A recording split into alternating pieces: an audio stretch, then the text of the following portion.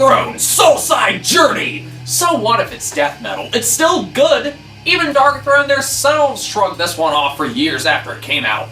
Of course, there's still a small portion of the black metal fanbase who thinks that anything death metal related is scum of the earth. But for those of us who like all kinds of metal, different varieties of metal, you know, we're the ones who are going to enjoy it.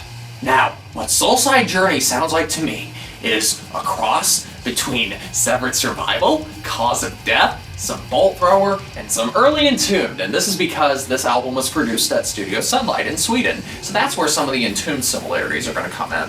But I'm also hearing a little bit of Bolt Thrower hints in there too.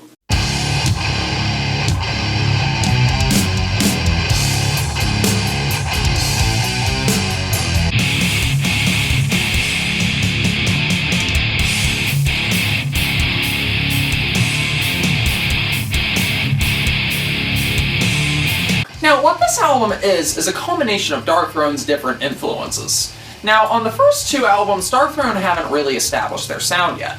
So, Soulside Journey and A Blaze in the Northern Sky are more experimental.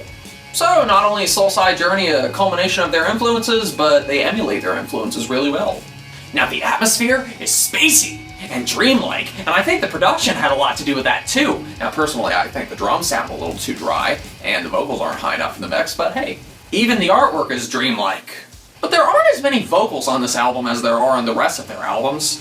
I think this is more of a instrument-based album. The instruments and your thoughts have more freedom. Fenris's drumming is creatively timed and virtuous as always. And the riffs are pure, old-school death metal. A Blaze in the Northern Sky would mostly play death metal riffs in a black metal style, but there's no black metal to be found here. It's also really nice to hear Nocturno Culto do death metal vocals instead of the black metal rasps that he does. I mean, not that there was anything wrong with the rasps, but it's nice to hear him do growls. I mean, you know, Darkthrone is really good at a wide variety of metal. You know, they're good at black metal, they're good at death metal, and they're even good at punk. Now, what I think happens with this album is that there's so much variety in the songs with the time changes and the rhythm changes that they end up sounding confused and it can be hard to tell what the songs are trying to do exactly. It's as if the motivation for each song becomes jumbled. What I'm trying to say is that sometimes the songs can be a little too unpredictable. But think of it more as an explorational album. It asks a lot of questions, but it doesn't give you a lot of answers. Maybe this is the album that the band was trying to go for. I mean, after all, they did name it Soulside Journey. While not inventive or without flaws, it's still an enjoyable listen. It's a death metal album, and if you can get past that, then you'll enjoy it.